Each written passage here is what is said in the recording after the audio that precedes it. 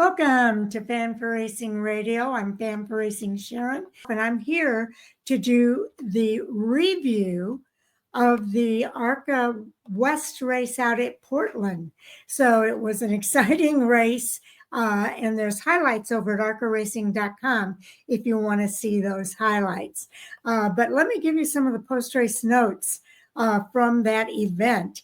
It's pretty exciting what happened on Friday night out of Portland. William Sawalich, who drives the number 18 Starkey Sound Gear Toyota, scored his second ARCA Menard Series West victory of the season in Friday's Portland 112. It was Sawalich's second consecutive win at Portland and his third straight West win on a road course. So he won earlier this season out at Sonoma Raceway as well. So a big day for William Sawalich. He was battling with Thomas Annunziata in the number 70 Bayshore Mortgage Toyota. He finished second in the ARCA Menard Series West debut. And Annunziata, who won the ARCA Menard Series race at Lime Rock Park back in June, took the lead from Sawalich with a bump and run in turn 5 on the restart following the mid-race scheduled caution, and led 15 laps before Sawalich returned the favor in turn 11 with 3 laps to go. So it was between those two throughout the day. But Alon Day in the number 25 JSSI Toyota finished in third place for the second straight ARCA Menard Series West road course race. They also finished third out at Sonoma Raceway. And Greg Biffle was in this race, former NASCAR driver. This week he was driving the number 24 Sigma Performance Services Chevrolet. And he took the 4th position from Trevor Huddleston, who drives the number 50 High Point Racing race car factory Ford, on the final lap to score his second consecutive top 5 finish.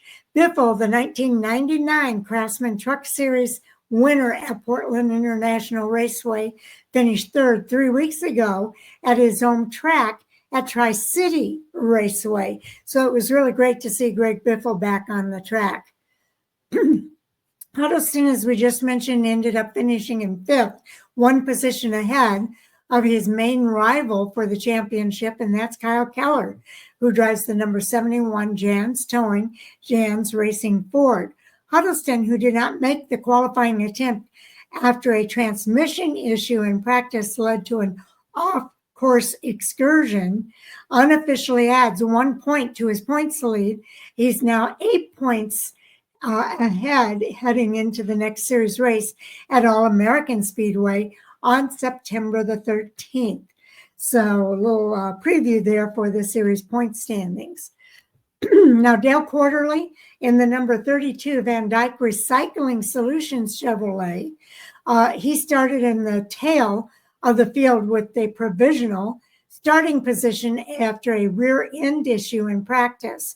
He gained 10 positions, recovering from a pair of off-track excursions during the race to finish in 7th place. Then it was Caleb Schrader in the number 6 Consanas Healthcare Ford, and he finished 8th after a late race spin while battling for 4th in the festival chicane with Biffle. It's Schrader's second top 10 finish in 3 starts this season. He finished 6th at Tucson Speedway. Eric Johnson Jr. In the number 5 Sherwin-Williams Pacific Office Automation Toyota finished in 9th place, and Tanner Reif in the number 13 Central Coast Cabinets Toyota finished in 10th. The last 2 drivers on the lead lap. David McGrath in the number 14 Advanced Auto Works Corner Racing Engine Chevrolet finished a career best 11th. The first driver 1 lap down.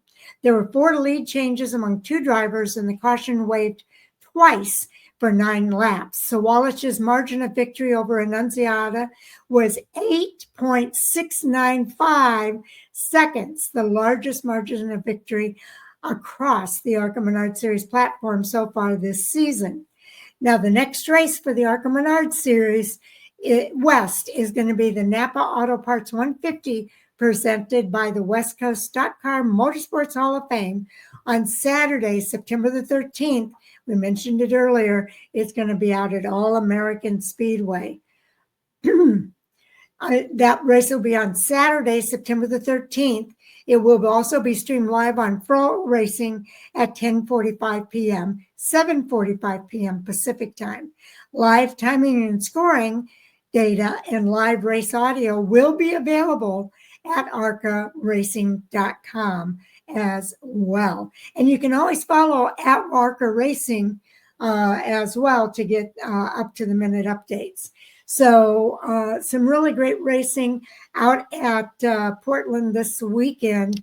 And like I said, if you go to arcaracing.com, you will see the battle for the win between William Sawalich and Thomas Annunziata at Portland. You can watch some of the best moments of the late race battle between those two in that Portland 112. And it was exciting racing. I happened to watch that race on Flow Racing, and it was a really fun race to watch. So definitely happy that we were able to, they were able to get that race in. They don't have the sweet move of the race up yet, so we'll have to watch for that. And that should be coming. I will be reviewing a little bit later the dirt race that took place out at DuQuoin State Fairgrounds. And you'll hear more about that exciting win a little bit later. Do watch for more coming on that front.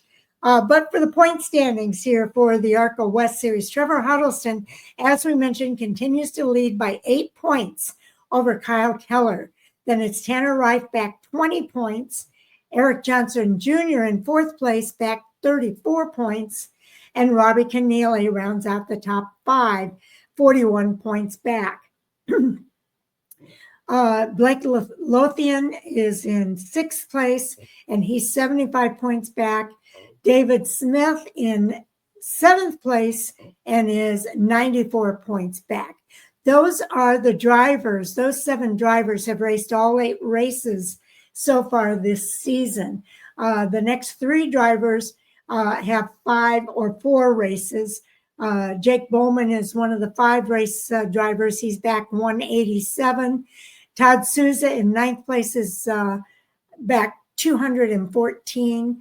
And Jonathan Rayum, only 4 races in the books, is back by 262 points. So really some great racing that we saw this weekend out at Portland. Trevor Huddleston continues to have the best average finish of the season at 4.5, but not far behind him is the 2nd place driver, Kyle Keller, in 5.0 is his average finish. So next is Tanner Reif at 6.4 and Eric Johnson Jr. at 7.5. Robbie Keneally, those top 5 drivers are the only drivers that are at 10 or below for their average finish. And Robbie Keneally is at 8.3. Other drivers might have better average finishes, but they're not racing the whole season. So it's not really fair to kind of compare those average finishes to what these guys have done over the course of those 8 races.